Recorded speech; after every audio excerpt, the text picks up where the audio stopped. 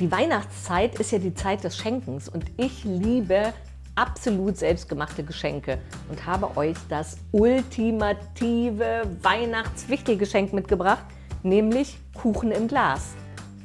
Ich bin Claudia und ich zeige euch, wie es geht. Dann lege ich mal los. Was ihr braucht, ist als allererstes schon mal ein Apfel. Also die sind so groß, ich glaube, da reicht einer. Dann brauchen wir 150 Gramm Mehl, 150 Gramm Zucker. Ich habe einen Rohrohrzucker genommen, weil ich finde, der ist vom Geschmack einfach schöner. 150 Gramm geschmolzene Butter, 3 Eier, Zimt, da nehme ich immer so 1,5 Teelöffel, aber das könnt ihr ganz nach Geschmack machen. Und einen gestrichenen Esslöffel Backpulver.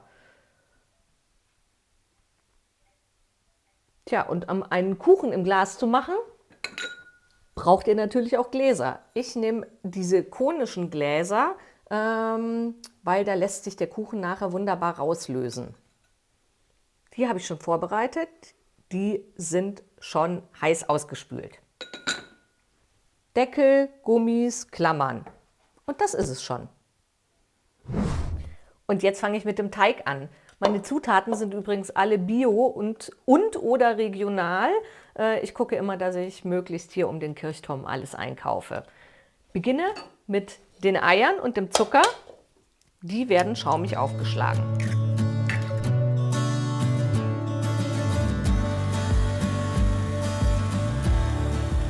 Ein Esslöffel Backpulver mit dem Mehl vermischen. So, ein Esslöffel, so einen gestrichenen. Das vermische ich jetzt. Wunderbar. Und dann siebe ich das hier in meine Zuckereimischung.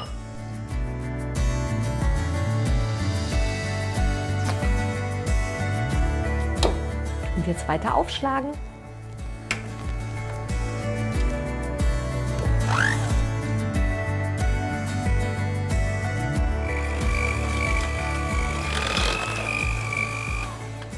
So, das reicht schon.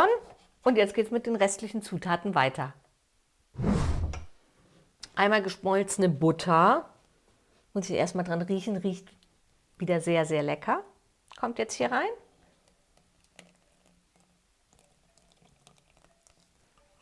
So, wunderbar. Und der Zimt. Ich habe ungefähr 1,5 Teelöffel, weil ich mag es ganz gerne zimtig.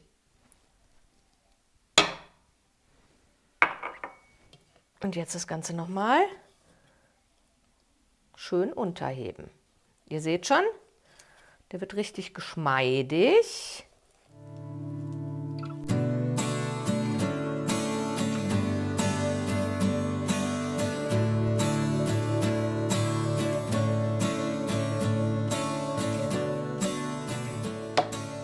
Und jetzt geht es den Äpfeln an den Kragen. Ich habe ja schon gesagt, das sind sehr große Äpfel. Wenn sie kleiner sind, würde ich 2 nehmen. Jetzt bei der Größe, glaube ich, reicht der eine. Guckt, dass ihr einen schönen säuerlichen Apfel bekommt. Das gibt so ein bisschen Bums in dem Kuchen.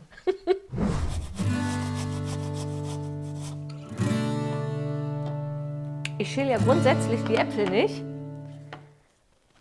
weil ich das schön finde, wenn die Schale dran ist beim Kochen oder vielmehr beim Backen, wird die sowieso weich und da stecken ja auch die ganzen Vitamine drin. Teig ist vermengt. Die Äpfel geben übrigens nachher, dadurch, dass sie so schön gerieben sind und ihren Saft freigeben, wird der richtig, richtig schön fluffig und saftig nachher, der Kuchen. Also, und jetzt geht es an die Gläser. Die habe ich vorher ausgekocht. Ganz wichtig, damit alle Keime abgetötet werden. Wichtig ist, dass ihr die Gummiringe vorher in Essigwasser auskocht und dann so lange im Essigwasser liegen lasst, bis ihr sie benötigt. Ich habe es jetzt natürlich für hier schon mal vorher rausgeholt. Deckel und die Klammern. Und um jetzt keine Sauerei zu machen, versuche ich, nee, ich mache das doch mal so. Ihr könnt das mit einem Trichter machen, aber ich sehe gerade, das passt wunderbar. Richtig fluffig ist der.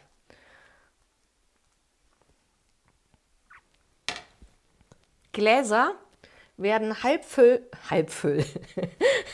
werden halb voll aufgefüllt mit dem Teig, denn der Teig geht nachher, wenn er einkocht, geht der nochmal nach oben und dann ist der Kuchen bis oben und der braucht deswegen eben den Platz. So, jetzt noch die restlichen Gläser füllen und dann haben wir es schon geschafft. Die Gläser habe ich jetzt gleichmäßig verteilt, also den Teig in den Gläsern. Jetzt mache ich nochmal die Ränder sauber. Es darf nämlich kein Teig am Rand sein, sonst schließen nachher die Gläser nicht richtig. Und somit kann dann der Kuchen kaputt gehen. Was ja schade wäre für die ganze Mühe. So.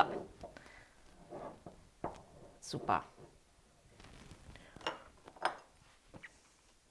Und jetzt Gummiring hier auf den Glasdeckel gesetzt. Jetzt hier draufsetzen und dann mit den Klammern zumachen.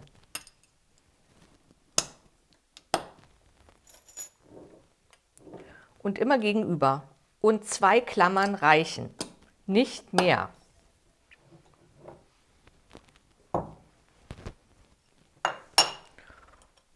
So, das mache ich jetzt noch mit den anderen 2 Gläsern. Und dann kommen die ab in den Wecktopf. Und jetzt geht es an den Wecktopf. Hier drinnen befindet sich so ein Gitter.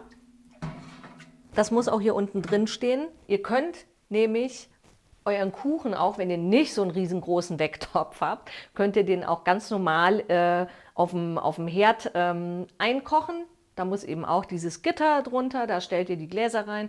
Da braucht ihr allerdings schon ein Thermometer, damit ihr die Uhrzeit einhalten könnt. So, jetzt kommen erstmal die 3 Gläser hier rein.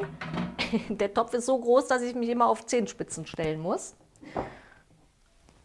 2, 3. So, hier ist 3/4 Wasser drin, also die Gläser müssen bis 3/4 mit Wasser umrandet, umhüllt sein. Das Wasser muss die gleiche Temperatur haben wie das Kochgut. Das ist immer ganz wichtig. Wenn ihr was Warmes in den Wecktopf stellt, müsst ihr warmes Wasser haben. Wenn ihr was Kaltes habt, kaltes Wasser. Und jetzt stelle ich das gute Stück an. Und zwar stelle ich den auf 120 Minuten. Und auf Kochen, also auf 100 Grad. Setzt dem Guten sein Hütchen auf. Der Einkochprozess beginnt erst, wenn das Wasser wirklich anfängt zu kochen. Dann fängt er erst an zu zählen mit den 120 Minuten. Die zählt er dann rückwärts. Und danach ist er fertig.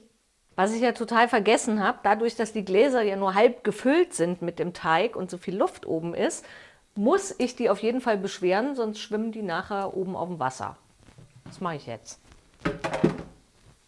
Ich nehme einfach mal das und hoffe, dass das so funktioniert.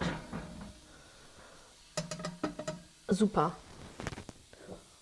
Und mein super Wackerstein, der Wackerstein für alle Fälle. Der kommt jetzt hier drauf. So, perfekt. Super, hat alles geklappt. Die Apfel-Zimtkuchen im Glas sind super gelungen. Man sieht's, der ist noch richtig schön hochgegangen. Also deswegen, ihr wisst, halb voll füllen. Die Gummilippe zeigt nach unten. Das bedeutet, dass sich das Vakuum gebildet hat. Der ist jetzt noch lauwarm. Ihr müsst ihn komplett abkühlen lassen. Erst dann dürft ihr die Klammern wegnehmen. Ich habe dann ein bisschen was vorbereitet, damit ihr wisst, wie ihr so einen Kuchen im Glas verschenken könnt. Ich bin mal raus in den Garten gegangen und habe ein bisschen Grünzeug geholt. Da sind auch so nette Zapfen dran. Einfach mit einer roten Schleife dran und ihr habt ein perfektes Mitbringsel, Wichtelgeschenk, Weihnachtsgeschenk. Also ich finde, jeder sollte definitiv Kuchen im Glas immer zu Hause haben, weil man dann immer was hat, was man mitbringen kann oder auch selber essen. Ich wünsche euch jetzt eine schöne Weihnachtszeit, genießt es, macht's euch gemütlich und macht's auch ein bisschen ruhig, esst leckeren Kuchen und ich freue mich aufs nächste Mal. Eure Miss Gliss.